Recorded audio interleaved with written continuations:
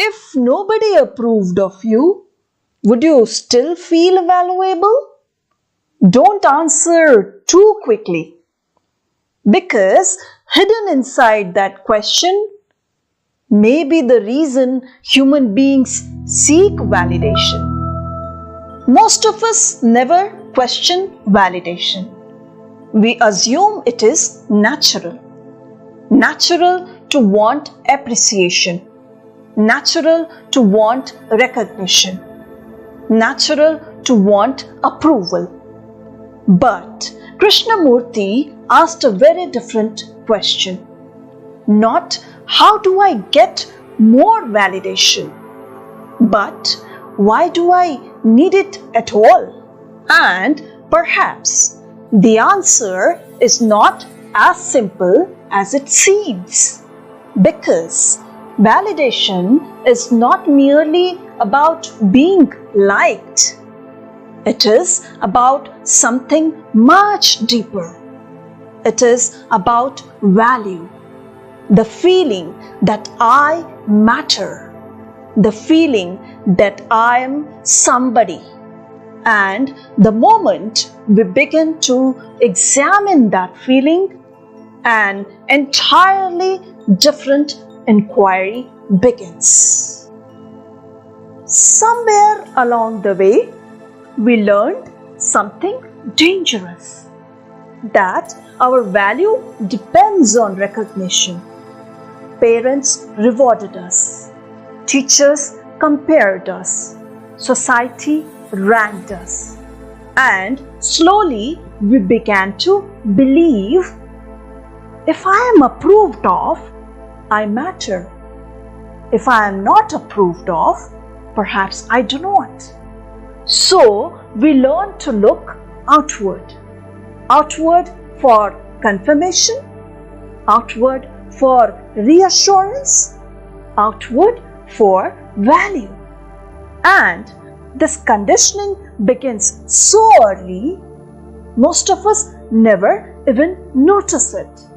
We simply call it normal. But if approval gives us value, what happens when approval disappears? Why does criticism hurt? Why does rejection hurt? Why can a single comment stay with us for years? To understand that, we have to look deeper.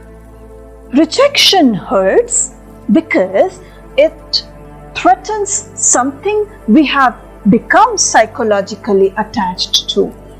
An image that says, I'm worthy, I'm important, I matter. And when someone rejects us, they are not merely rejecting an opinion, they are touching that image. That is why the pain can feel so intense. The event may last a moment, but the wound remains, because what is hurt is not merely the event. It is the image we carry about ourselves. And so we rush to repair it through praise, through achievement, through recognition, through more approval. But have you noticed? The relief never lasts. Soon the mind is searching again.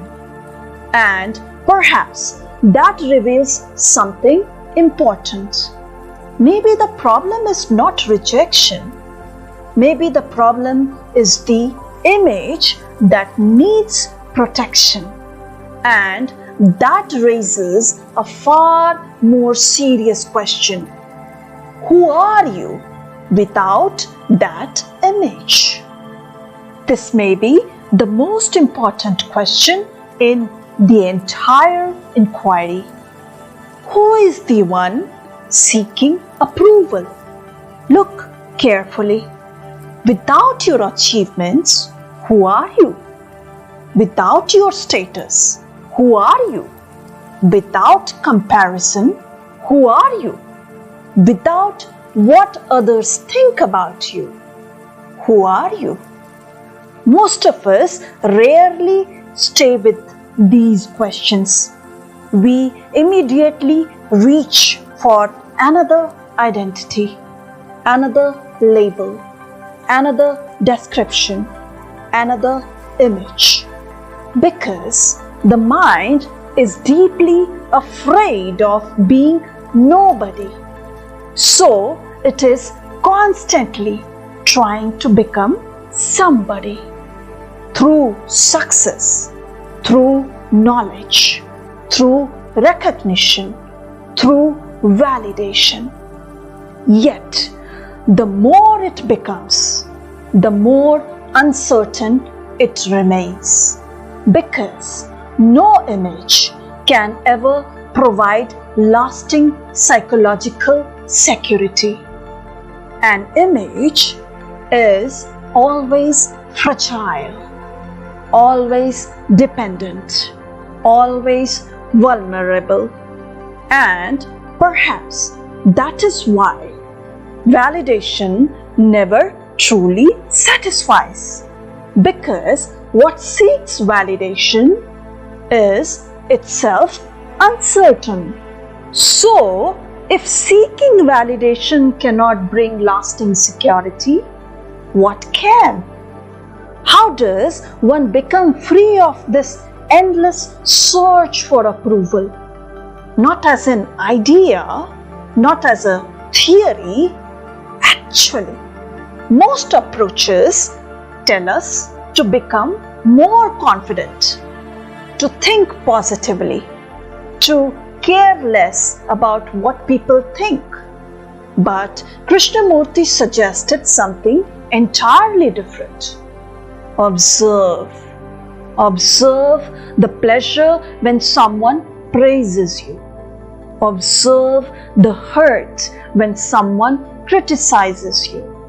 Observe the subtle desire to be noticed, to be appreciated, to be recognized. Not tomorrow, now. As it happens, do not condemn it. Do not justify it. Do not try to change it. Simply observe it. Because in observation, there is understanding. And when something is understood completely, it begins to lose its grip. Not through effort, not through discipline, but through seeing. The seeing itself is the transformation. Perhaps the tragedy is not that human beings seek validation. The tragedy is that they rarely question it. They spend a lifetime asking, do I matter? Am I enough? What do others think of me? Without ever asking, why do I need those answers in the first place? And maybe the freedom begins the moment that question becomes real, because a mind that depends on approval can never be completely free. But a mind that understands the whole movement of validation may discover a freedom that no praise can give and no criticism can take away.